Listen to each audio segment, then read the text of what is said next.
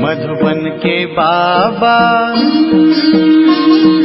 मधुबन के बाबा मुरली वाले, आपका क्या कहना, आपका क्या कहना। ओम शांति। आज 5 अगस्त 2023 के साकार मधुर महावाक्य है। आज मीठे मीठे बाप दादा बोले, मीठे बच्चे, तुम अभी टिवाटे पर खड़े हो। एक तरफ है दुख धाम, दूसरी तरफ है शांति धाम और तीसरी तरफ है सुख धाम। अब जज करो कि हमें किधर जाना है।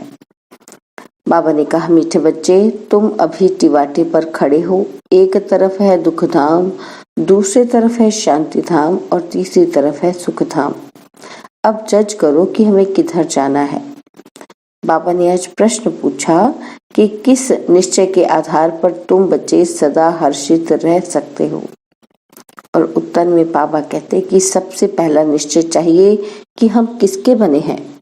बाप का बनने में कोई वेद शास्त्र आदि पुस्तकें पढ़ने की दरकार नहीं है। और दूसरा निश्चय चाहिए कि हमारा कुल सबसे श्रेष्ठ देवता कुल है। इस स्मृति से सारा चक्र याद आ जाएगा। बाप और चक्र की स्मृति में रहने वाले सदा हर्षित रहेंगे। मुरली का गीत है, किसी ने अपना बना के मुझको मुस्कुराना सिखा दिया। ओम शांति। तुम बच्चों को तो पहले पहले खुशी होती है कि हम किसके बने हैं। ऐसे नहीं कहेंगे कि हम गुरु के बने हैं। बनना होता है एक बाप का, शरीर छोड़कर भी फिर बाप का बनना होता है। और यहाँ भी बाप का बनना है। वेद शास्त्र आदि किसी की दरकार नहीं। बच्चा पैदा हुआ तो बाप समझते हैं मेरी मलकियत का यह मालिक है। संबंध की बात है। तुम बच्चे भी जानते हो कि हम वास्तव में पहले भी पारलौकिक बाप शिव बाबा के बच्चे हैं। पहले हम आत्मा हैं, पीछे हमको शरीर मिलता है। तुमको शरीर तो है, अब तुमको बेहद का बाप मिला है। उसने आकर अपना परिचय दिया है। तुम कहते हो बाबा हम आपके हैं और कोई संबंध नहीं। बाप के बच्चे बने हो, यह कहते हैं कि मैं कोई गुरु गोसाई नहीं हूँ। बोर्ड पर भी ब्रह्मा कुमार कुमारियों का नाम लिखा हुआ है तो जरूर बाप भी होगा। लिखते हो कि हम ब्रह्मा कुमार कुमारियां हैं, ये संबंध हुआ ना। माँ बाप का संबंध चाहिए। गाते भी हैं, तुम माता पिता हम बालक तेरे। आत्मा को जैसे वह अविनाशी याद है। हम आपके जब बालक बनेंगे तब हम वर्षा लेंगे। अभी तुम जानते हो हम माता पिता के बने हैं, हम शिव बाबा के बच्चे हैं तो जरूर बाप और वर्षा याद आता है। तुमको कोई पुस्तक आदि नहीं पढ़ाया जाता, तुमको सिर्फ निश्चय कराया जाता है। बाप के बने हो तो अब उनको याद करो। बाप कहते हैं मेरे को याद करने से तुम ऐसा लक्ष्मी नारायण के जैसा बनेंगे। कितनी सहज बात है। विशाल बुद्धि होना चाहिए ना। और तो कुछ नहीं समझाते हैं, सिर्फ अपने कुल की बात ही बतलाते हैं कि कैसे हम 84 के चक्र में आते हैं। बाकी वेद शास्त्र आदि पढ़ने से भी तुमको छुड़ाते हैं। बाप को ही याद करते रहना है। यह भी बुद्धि में है कि सृष्टि चक्र कैसे फिरता है। उसके आदि मध्य अंत को जानने से ही तुम ऊंच से ऊंच बनते हो, स्वर्ग के मालिक बनते हो। तुमको सदैव के लिए हर्षित मुख बनाता हूँ। कितनी सहज बात है। परंतु फिर भी भूल जाते हो। क्या कारण है? माँ बाप को कभी बच्चे भूलते नहीं हैं। बाप और वर्षे को याद करो तो सदैव हर्षित रहेंगे। जब कोई दुख होता है तो बाप को ही याद करते हैं। जरूर बाप ने सुख दिया है। कोई दुख देते हैं तो कहते हैं हाय बाबा, हाय भगवान। हर जन्म में हाय हाय करते आए हो। अब तो तुम बच्चों को बिल्कुल सहज समझाते हैं। भल तुम तंदुरुस्त ना भी हो, कितने भी बीमार हो तो भी तुम सर्विस कर सकते हो। जैसे बीमारी में मनुष्य को कहते हैं कि राम राम कहो, तुम भी बीमारी में फिर औरों को बोलो शिव बाबा को याद करो। यह जरूर औरों को याद कराना पड़े। मरने की हालत में भी तुम यह नॉलेज औरों को दे सकते हो। परमात्मा के तुम बच्चे हो, उनको याद करो। शिव बाबा बेहद का बाप है, वही वर्षा देंगे। सर्विस का शौक होगा तो मरने समय भी किसी को ज्ञान देंगे। ऐसे नहीं कि हॉस्पिटल में पड़े रहे और मुख बंद हो जाए। मुख से कुछ न कुछ निकलता रहे। कितनी अच्छी अवस्था होनी चाहिए। बीमारी में भी बहुत सर्विस कर सकते हैं।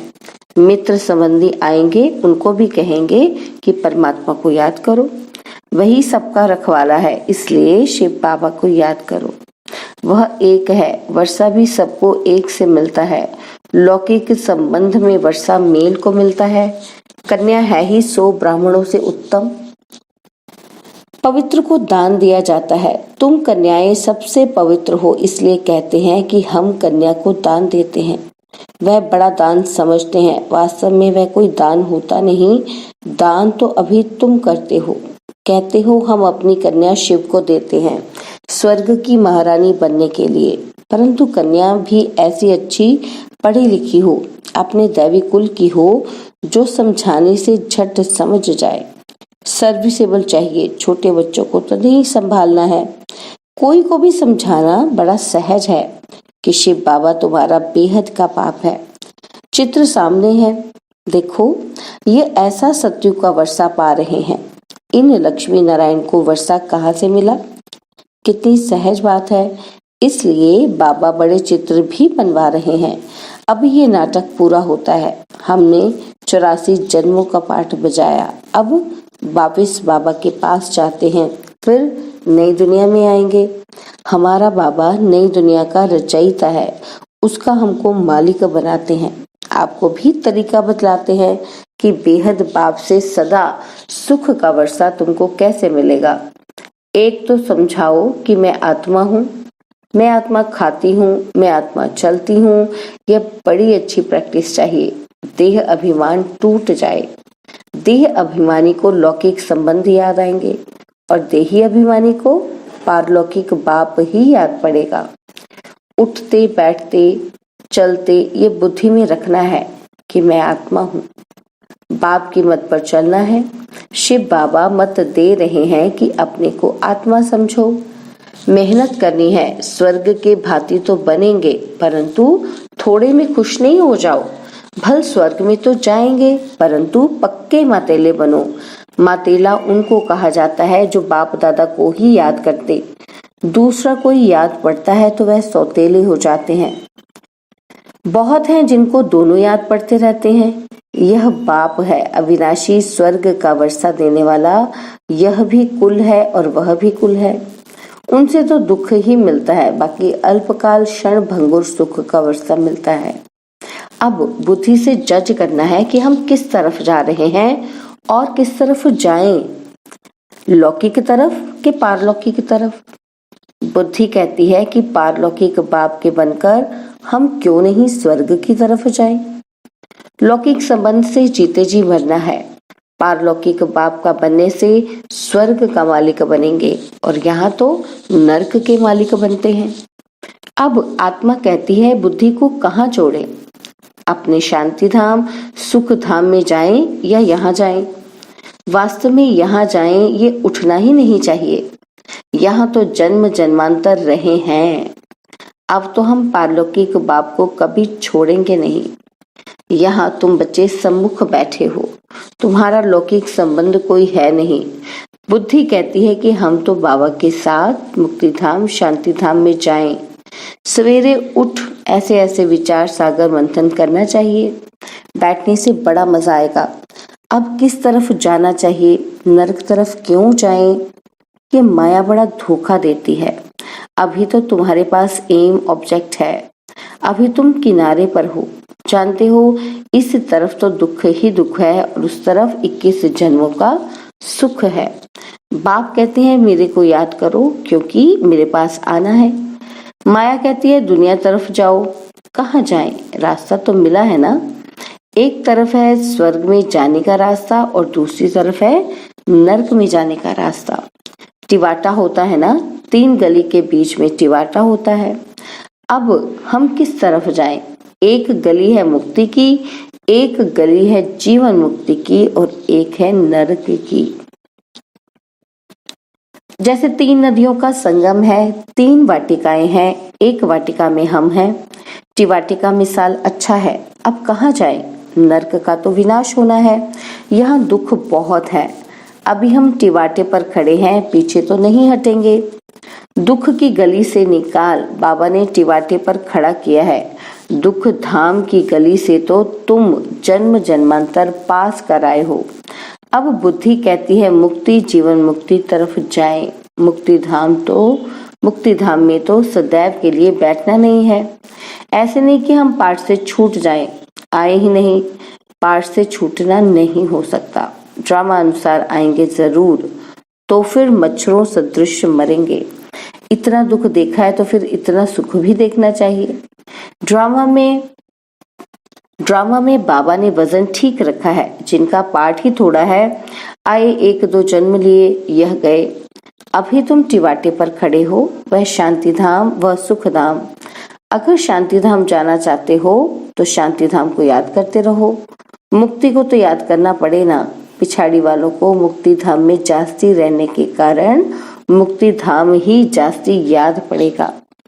तुमको जीवन मुक्ति धाम याद पड़ता है। स्वर्ग में हम जल्दी जाएं।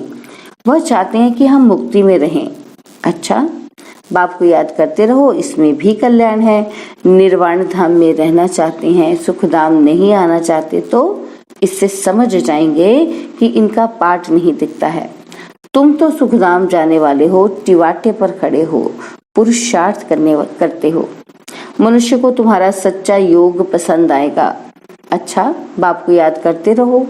चक्र को भी याद करने की दरकार नहीं। ये ज्ञान सब धर्मों वालों के लिए नहीं है। समझते हैं ड्रामा अनुसार जिन्होंने जितना लिया है वही आकर अपना पद ले लेंगे। मुक्ति धाम जाना चाहते हैं तो बाप को याद करो। अगर चाहो हम सदैव सुखी रहें तो वहाँ सत्युग में शांति भी है, सुख भी है। जो जिस तरफ का होगा उनको वे वर्षा मिलना है। स्वर्ग का, मुक्ति जीवन मुक्ति का दाता तो बाप है ना। 1-2 जन्म लेने होंगे तो इसमें ही सुख भी देखेंगे, दुख भी देखेंगे। जैसे मच्छर आया और गया, वह कोई अमूल्य जीवन नहीं कहेंगे। तुम तो सदैव हर्षित रहने वाले हो। तुम लाइट हाउस हो, खड़े हो, दोनों रास्ता दिखा सकते हो। चाहे मुक्ति धाम चलो, चाहे मुक्ति जीवन मुक्ति, दोनों को याद करो। इसमें शास्त्र आदि पढ़ने की कोई दरकार नहीं। कुमारियों के लिए तो बहुत सहज है क्योंकि सीढ़ी ही नहीं चढ़ी है। छोटेपन में पढ़ना अच्छा होता है क्योंकि बुद्धि अच्छी होती है, कोई की याद नहीं रहती है। तुम सब कुमारियां हो, तुम्हें और कुछ करना ही नहीं है, सिर्फ पढ़ाई में लग जाओ, बस बेड़ा पार है। यह बातें बेहद का बाप ही समझाते हैं, जो फिर हमको स्वर्ग का मालिक बनाते हैं। चित्र भी है कि हमको ऐसा बनना है। बाप कहते हैं इस पढ़ाई से तुम सो देवता बनेंगे। अभी ये खेल पूरा होना है। मनुष्य तो घोर अंधियारे में पड़े हैं, तुम अब सोचने में हो। बाप ने आकर नींद से जगाया है। यह बुद्धि को, आत्मा को जगाया जाता है। बाप आकर के जगाते हैं। जागो, सुख धाम के लिए पुरुषार्थ करो। तुम्हारे कुल के जो होंगे वह आते रहेंगे, वृद्धि को पाते जाएंगे। तुम्हारी प्रजा कितनी बनती है तुम हिसाब लगा सकते हो? नहीं। कोई कितना सुनते हैं, कोई थोड़ा सुनकर चले जाते हैं, हिसाब थोड़ी निकाल सकते हैं। बड़ी माला, छोटी माला, साहूकार, प्रजा कैसे बनती है, कौन बनते हैं, ये सब बुद्धि में है। मुख्य सूर्यवंशी महाराजा महारानी कौन बनेंगे, फिर चंद्रवंशी कौन बनेंगे, कितनी प्रजा बनना है, यह सब बातें तुमको यहाँ बतलाई जाती हैं। सारे झाड़ अथवा सभी धर्मों के चक्र के बीच से कैसे टाल टालियां, पत्ते आदि निकलते हैं, अभी भी पत्ते निकलते रहते हैं। वहां निराकारी दुनिया एकदम खाली हो जाएगी, फिर विनाश होना चाहिए। बड़ी लड़ाई में करोड़ों मरे होंगे, अनगिनत। यहाँ तो कितने खलास होंगे, बाकड़े सत्युग में करेंगे। अभी तो कितने मनुष्य हैं, अन्न ही इतना नहीं। तुम बच्चे जानते हो, बाबा आते ही हैं संगम पर। बाप समझाते हैं, बच्चे शरीर निर्वाह अर्थ कर्म तो करना ही है। हर बात में राय पूछते जाओ। हर एक का हिसाब किताब अपना अपना है। श्रीमद् अविनाशी सर्जन से लेते जाओ। सबको अपनी अपनी दवाई बताएंगे। समझाया जाता है, ये दुनिया खलास हुई पड़ी है। अब बाप को याद करो तो बेड़ा पार हो जाएगा। बाप आए ही हैं नरक का विनाश कर स्वर्ग की स्थापना करने। हम आपको भी राय देते हैं। श्री श्री से मिली हुई श्रीमद् हम आपको भी देते हैं। बाप कहते हैं, मुझे याद करो तो तुम स्वर्ग के मालिक बनेंगे। अच्छा, मीठे मीठे सिकिलदे बच्चों प्रति माता पिता बाप दादा का याद, प्यार और गुड मॉर्निंग। रूहानी बाप की रूहानी बच्चों को नमस्ते। हम रूहानी बच्चों की रूहानी बाप दादाजी को दिलवा जान सिकवा प्रेम से नमस्ते। ओम शांति। प्यारे बाबा, मीठे बाबा, मेरे बाबा, शुक्रिया बाबा, शुक्रिया बाबा, शुक्रिया। धारणा के लिए मुख्य सार है। पहला पॉइंट है, सर्विस का शौक रखना है, बीमारी में भी बाप की याद में रहना है और दूसरों को भी याद दिलाना है, ज्ञान दान करते रहना है। सेकंड पॉइंट, पक्का मातेला बनना है, अर्थात एक बाप की ही याद में रहना है। सवेरे सवेरे उठ विचार सागर मंथन करना है, दूसरा कोई भी याद ना आए। बाबा ने आज वरदान दिया, अपनी शुभ और शक्तिशाली भावनाओं द्वारा विश्व परिवर्तन करने वाले विश्व कल्याणकारी भव। अपनी शुभ और शक्तिशाली भावनाओं द्वारा विश्व परिवर्तन करने वाले विश्व कल्याणकारी भव। आप बच्चों के मन में सदा यही शुभ भावना है कि सर्व का कल्याण हो, हर आत्मा अनेक जन्म सुखी हो जाए, प्राप्तियों से संपन्न हो जाए। आपकी इस शुभ और शक्तिशाली भावना का फल विश्व की आत्माओं को परिवर्तन कर रहा है। आगे चल प्रकृति सहज परिवर्तन हो जाएगा, क्योंकि आप संगम युगी श्रेष्ठ आत्माओं को ड्रामा अनुसार प्रत्यक्ष फल प्राप्त होने का वरदान है। इसलिए जो भी आत्माएं आपके संबंध संपर्क में आती हैं, वह उसी समय शांति व स्नेह के फल की अनुभूति करती हैं। स्लोगन है, त्रिकालदर्शी स्थिति में स्थित रहकर निर्णय करो तो हर कर्म में सफलता प्राप्त होगी। त्रिकालदर्शी स्थिति में स्थित रहकर हर निर्णय करो तो हर कर्म में सफलता प्राप्त होगी। ओम शांति। और अब यह एक बहुत अच्छी वीडियो भी जरूर देखें।